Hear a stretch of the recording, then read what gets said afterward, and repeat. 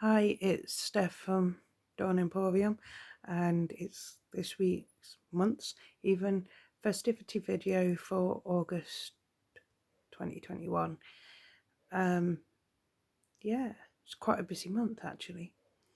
Starting off on the 1st, depending on which side of European heathenry you are, is either Lamas or never say it right, Lugnasa, if you're pagan.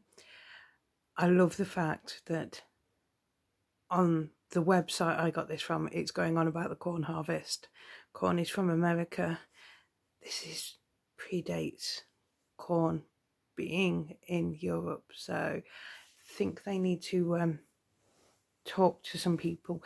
It's actually the first harvest, and thanks are given to various fertility gods, goddesses, and others. So that's a nice one. It's basically pagan harvest festival, which also will be coming up later in the year for Christians, but yeah. On the 6th, we've got the Transfiguration, which is a Western church's Christian thing. I imagine there's quite a few of them. That's why it just says Western churches. Between the 6th and the 15th, we've got Frevadigan or Muqtad, which is Zoroastrian, and that's the Shahanashi or Parsi. On the 10th, we've got Islamic New Year, Happy 1443.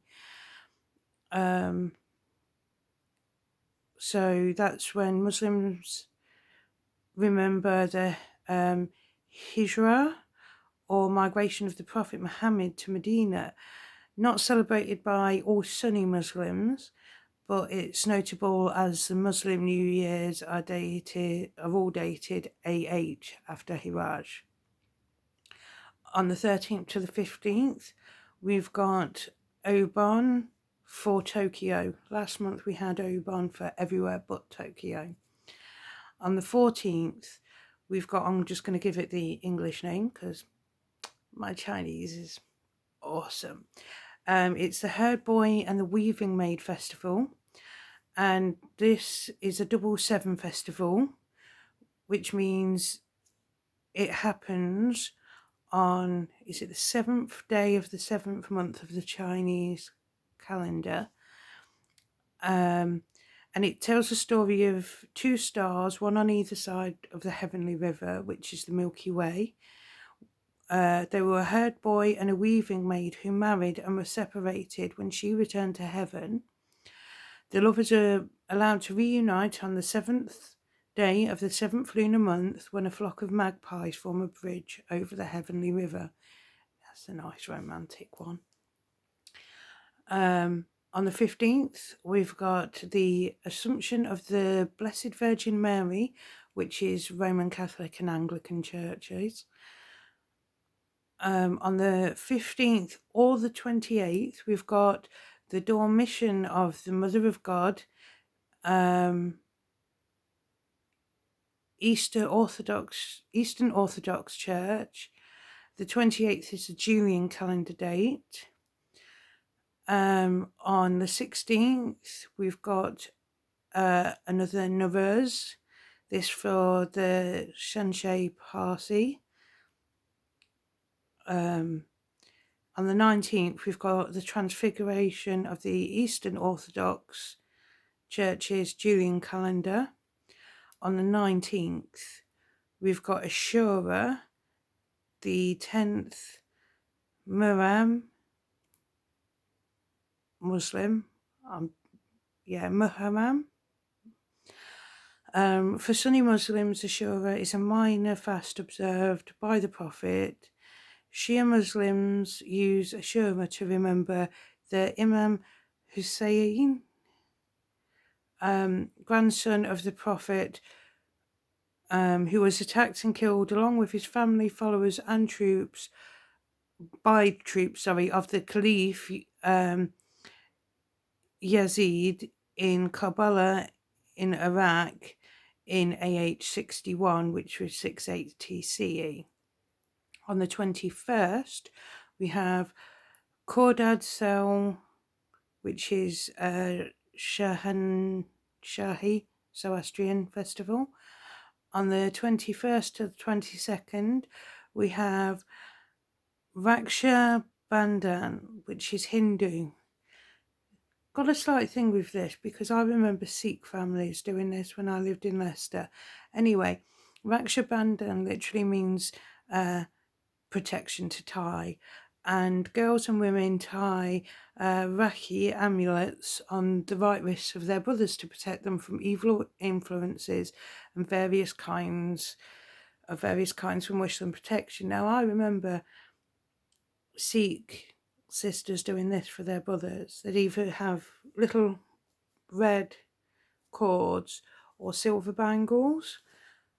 So no mention of that. So either that was on a different date and I just haven't found it, or they're just completely missing out the fact that Sikhs also do it, because you've got to remember they are very interlinked religions.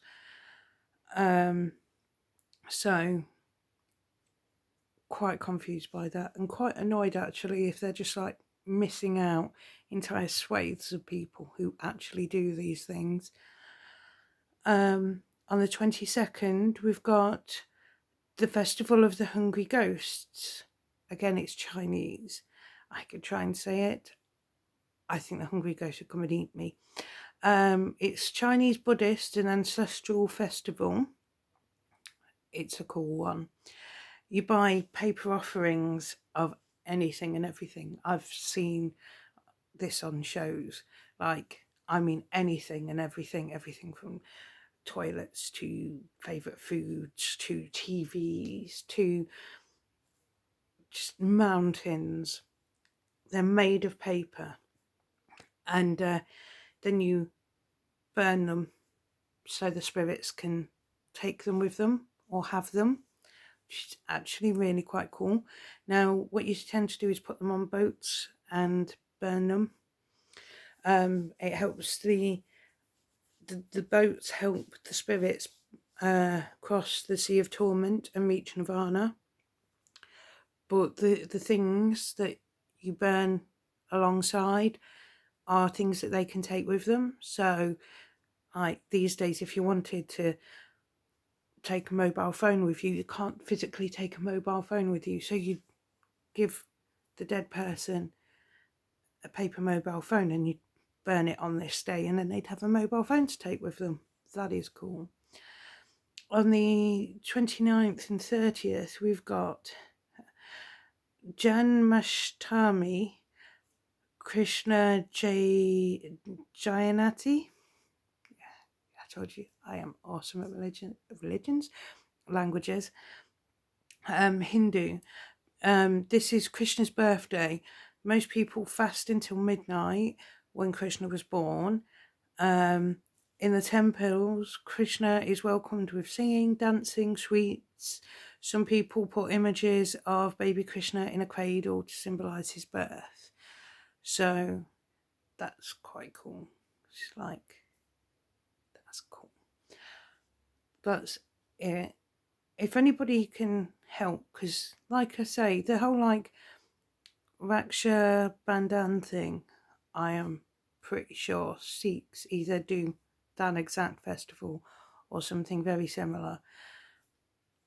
Any others that I'm missing, tell me about it, because it actually annoys me, because I am sat here going, but my Sikh neighbours used to do that.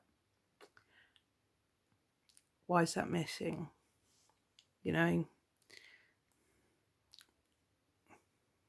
can people help in the comments? Just help me a bit. Missing anything, let me know.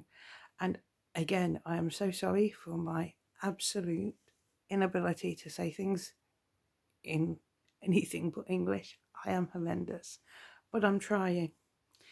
So dummies guides also welcome. Have fun, know your power, and I'll book you soon. Bye.